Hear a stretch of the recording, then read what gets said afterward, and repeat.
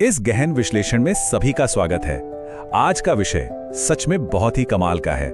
अक्सर होता क्या है कि प्राचीन ग्रंथों को बस इतिहास या पुरानी कहानियों का हिस्सा मान लिया जाता है ना? लेकिन अगर उन्हें जरा बारीकी से देखा जाए तो उनमें मानव मनोविज्ञान और सफलता के ऐसे सटीक सूत्र मिलते हैं जो आज के हमारे इस आधुनिक जमाने में भी बिल्कुल सटीक बैठते हैं। आज की इस चर्चा में हम एक बहुत ही शक्तिशाली और प्रतीकात्मक प्राचीन श्लोक की गहराई में जाएंगे और देखेंगे कि कैसे हजारों साल पहले लिखी गई एक बात आज एक स्पष्ट और सफल जीवन का एक बेहद मजबूत आधार बन सकती है। तो चलिए बिना देरी किए सीधे इसमें उतरते हैं। शुरुआत करते हैं सीधे उस मूल संस्कृत श्लोक से। ततः श्वेतैर्हैर्युक्ते महति स्यन्दने स्थितौ माधवः पांडवश्चैव दिव्यौ शंखो प्रधमतुः। इसे सुनते ही एक अजीब सी ऊर्जा महसूस होती है। यह सिर्फ कुछ शब्दों का समूह नहीं है, बल्कि एक ऐतिहासिक पल को मानो समय में रोक कर रख दिया गया हो।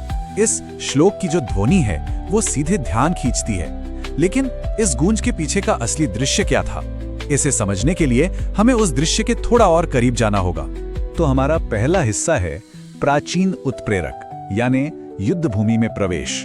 यहाँ हमें उस खास पल की कल्पना करनी है जिसने आगे होने वाली हर घटना की पूरी दिशा ही तय कर दी थी।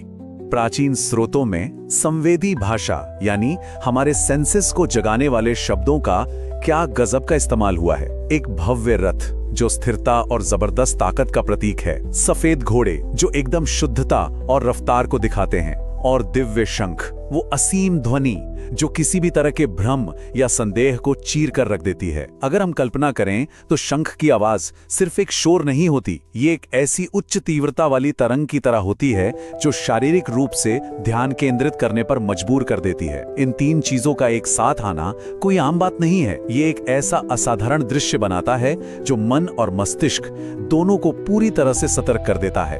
अब आते हैं दूसरे हिस्से पर, शाब्दिक अर्थ, यानी इस प्राचीन ग्रंथ को समझना। दर्शन और गहराई में जाने से पहले आइए इस घटना के बिल्कुल बुनियादी तथ्यों को स्पष्ट कर लेते हैं। एकदम सरल हिंदी में इसका मतलब बस इतना सा है। उसके बाद सफेद घोड़ों से जुड़े हुए एक शानदार रथ पर बैठे श्री कृष्ण, जिन्हें यहाँ माधव कहा गया है, और अर्जुन ने अपने दिव्य शंख बजाए। बस इतना ही। भौतिक स्तर पर देखा जाए तो ये सिर्फ एक मामूली सी क्रिया है, लेकिन जब इतिहास के इतने बड़े पन्नों पर किसी एक छोटे से कदम को इतनी प्रमुखता दी जाती है तो एकदम साफ हो जाता है कि ऐसा सिर्फ शोर मचाने के लिए बिल्कुल नहीं किया गया था। और यहीं से शुरू होता है हमारा तीसरा हिस्सा, युद्ध भूमि के परे प्रतीकवाद को समझना। अब हम उस ऐतिहासिक घटना की सतह से बाहर आ रहे हैं और इसके गहरे दार्शनिक वजन की ओर बढ़ रहे हैं। यहाँ एक बहुत ही दिलचस्प बात सामने आती है, कैसे एक साधारण सा समुद्री शंख पुराने जमाने में एक मनोवैज्ञानिक उपकरण की तरह काम करता था। शंख बजाना हवा में सिर्फ फूंक मारना नहीं था, बल्कि ये पूरी स्पष्टता और एकदम अडिग आत्मविश्वास दर्शाने का सबसे अचूक, सबसे ठोस प्राचीन तरीका था। होता क्या है कि जब शंख बजता है तो वो आसपास के हर शोर, हर डर, हर संदेह को पूरी तरह से दबा देता है। ये दिमाग को एक सीधा संदेश भेजता है कि अब पीछे हटने का कोई विकल्प ही नहीं है। ये एक जोरदार शुरुआत का सबसे बड़ा और सबसे स्पष्ट संकेत था। अगर हम इसे दो हिस्सों में बांट कर देखें तो ऊपरी तौर पर कोई भी इसे सिर्फ एक युद्ध की घोषणा मान लेगा कि हाँ, लड़ाई शुरू होने वाली है। लेकिन अगर इसकी गहराई में जाएं तो कहानी कुछ और ही है। ये धर्म और सत्य के पक्ष में खड़े होने का एक बेहद शक्तिशाली प्रतीक है। जब हमारे इरादे सच्चाई से जुड़े होते हैं तब शंख की वो गूंज किसी अहंकार का नहीं, बल्कि सही काम करने के एक पक्के इरादे का प्रतीक बन जाती है। असल में ये इस बात की घोषणा है कि जो सही है उसके लिए एक बहुत ही ठोस कदम उठा लिया गया है। तो इसका आज के समय में क्या मतलब है? यही है हमारा चौथा और अहम हिस्सा, आधुनिक जीवन का सबक, यानी कार्य योजना की रूपरेखा। ये प्राचीन घटना आज के लिए एक बहुत ही सटीक मनोवैज्ञानिक ढांचा तैयार करती है। इस पूरे विश्लेषण से जो सबसे व्यावहारिक रूपरेखा निकल कर आती है वो कुछ ऐसी दिखती है। पहला कदम, जब कोई इंसान सत्य के मार्ग पर होता है, यानी जब इरादे बिल्कुल सही और साफ होते हैं, तो दूसरा कदम आता है। सबसे पहली जरूरत होती है आत्मविश्वास और स्पष्टता के साथ शुरुआत करने की। वो शंखनाद इसी आत्मविश्वास का प्रतीक है।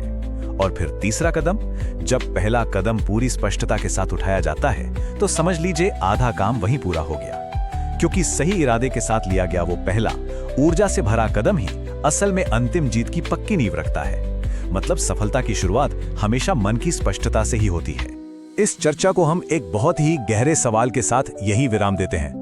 प्राचीन काल के उन दिव्य शंखों की गूंज आज भी इस सवाल के रूप में हमारे सामने मौजूद है कि सत्य और सही कर्म की ओर पूरी स्पष्टता और आत्मविश्वास से भरा हुआ वो पहला कदम आज क्या होगा।